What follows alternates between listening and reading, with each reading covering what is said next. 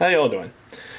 For this book review, I'm going to review Michael Moorcock's Wizardry and Wild Romance, a study of epic fantasy. It's not a story, but it's a book about stories and what stories he particularly likes and what his analysis of the whole genre of fantasy and epic fantasy and all that. What this book is consists of various essays he's written, I think from around the 70s, and late 70s, and this is a revised version around 2004 by Monkey Brain Books.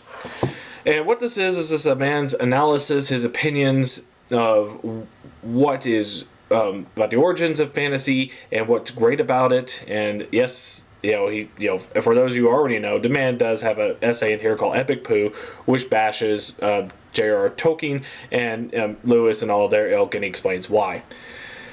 Now, I like this one. I mean, I've known for years that he never did like Tolkien. And it's one of those cases of growing up, I was wondering, when you start getting into any genre or any activity that involves various people, like in case you read fantasy, you start liking Tolkien, you like, Moorcock, you like various others, but then you realize that one of them doesn't like the other. And if you're young, and which is understandable, but even as an adult, we kind of find this at odds. Like, how dare you? This is a great masterpiece. You should never trash that. Not the way to think about it. Everyone's entitled to their own opinions. You all know that, and it's one thing to not like it. It's another thing to explore why, which he does. So, among other things, this one he explores. He explores through what we know as fantasy, is sword and sorcery, all that stuff came from earlier writings. He also talks about, exotic landscapes. He brings out opinion of how to bring good exotic landscapes, how they interact with your story, and all that such. Heroes and heroines, wit and humor, because they kind of go hand in hand if you use it correctly. His famous one, Epic Poo, which bashes Tolkien and everything, excursions and development, what could this lead up to? And also, for this edition, he publishes his reviews of many of the books that he had to recommend. The Broken Sword by Paul Anderson. The Velocity Gospel. The review of The Etched City. White Apples. It gives you an idea of what he looks for. Now, as you read this, you'll probably start reading things that will bash things you may already like and enjoy, and your first reaction is be an opposition to that. How do you hate all that? Think of it from this man's point of view. Currently, he's almost 80 years old as I make this. He's almost 80 years old as I make this video. He's been writing, for years, since before he was 20. He's published stories. He's been an editor for various magazines. He's created very well-known characters: the Eternal Champion, Elric, Corum, Hawkmoon, Erie Kozai, Oswald Bastable, Earl Aubeck, Jared Carnelian, Una Persons. He's got a whole slew of them, and he's written many other books on the sides. So, I'm not going to have you read this book saying that you're going to like everything about it. You shouldn't do that. But it's wonderful food for thought about what one man who has experience in the genre for all the years and what he thinks, should be a good fantasy genre. What to avoid and all that. How not to do certain things. Again, it's a man's opinion. But if you're smart enough, if you're serious as a reader, or more importantly a writer, you could take that as well as other opinions, and don't let it form you. But take these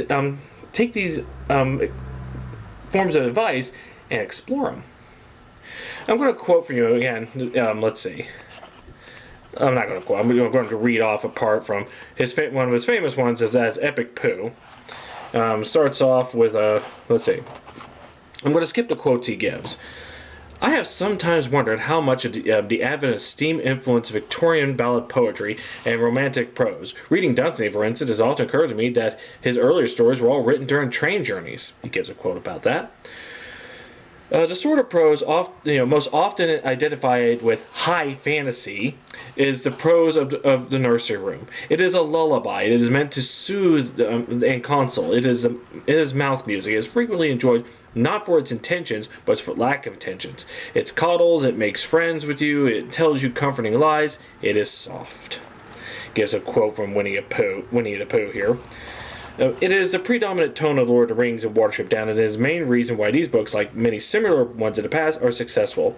It is a tone of work deeping Sorrel and Son of John Steinbeck at his worst, or, in a more sophisticated form, James Barrie, Dear Brutus, etc., and Charles Morgan. It is sentimental, slightly distant, often wistful, a trifle retrospective. It contains little wit and much whimsy.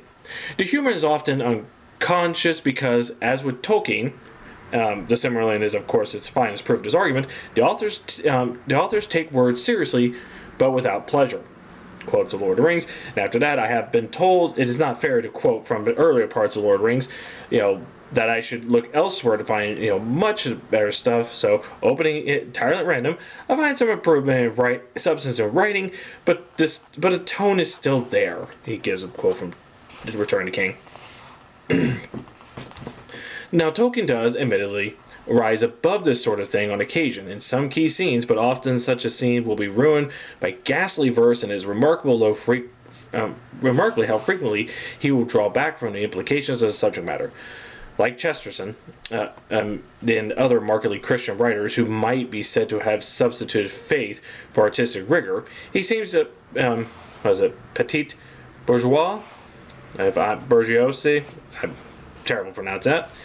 The honest artisan and peasants, and a bulwark against chaos. These people are always sentimentalized in such fiction because traditionally they are always the last to complain about the deficiencies of the social status quo.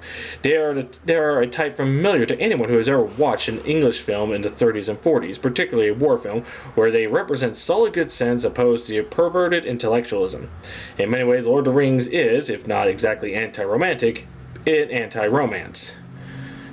I'll stop there for the time being, but it's stuff like that where, again, it is a man's opinion, but this is when it comes to so many people I've talked to who don't like Lord of the Rings, the usual answer kind of be summed up as, I just don't like it, it's boring and all that stuff. This one actually gives a well thought out opinion.